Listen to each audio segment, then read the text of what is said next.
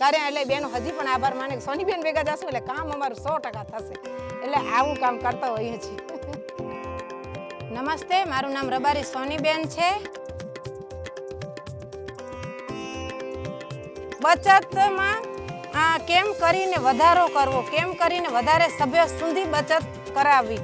Normally અમે જ્યારે શરૂઆત કરીને 10 રૂપિયાથી હતી, 10થી કરીને 20, 25, 50 અને 200 અને અત્યારે 500 રૂપિયા બચત મંડળમાં અમારી બહેનો કરતી હોય છે. અને એની જોડે રોજગાર ભંડોળના ખાતા, તો એ ખાતા પણ અમે લોકો ચાલુ કરાવતા હોઈએ છીએ.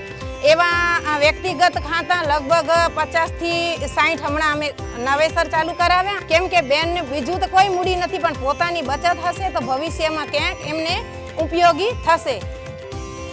આપણે ઘણા બધા પશુઓ રાખતા હોય છે પુષ્કળ, તો આપણે બહારથી ગેસ શું કામ મંગાવો, એની કરતાં બાયોગેસ લગાવીએ અને પોતાના ઘરની બધી રસોઈ બહેનોને બાયોગેસ લગાવીને પોતાના ઘરે રસોઈ થઈ જાય અને ગેસના જે પૈસા હોય છે એ બચી જાય.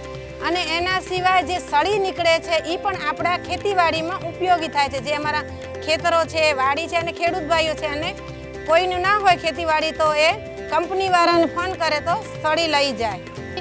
એના સિવાય સોલર બત્તી આવી, તો હમણાં ચોમાસાની સિઝન છે તો ચોમાસામાં ઘડીએ ઘડીએ લાઇટ જતી રહેતી હોય છે. તો બાળકોની એક્ઝામ હોય છે, અમારે ભરતકામ કરવું હોય છે, અમારે સિલાઈ કામ કરવું હોય છે અને અમને રસોઈ કરવી હોય છે અને ગાયો ભેંસો માટે ખોળ ભૂસો તૈયાર કરવો હોય છે. જો સોલર બત્તી છે તો અમને અત્યારે બહુ જ ઉપયોગી થઈ છે.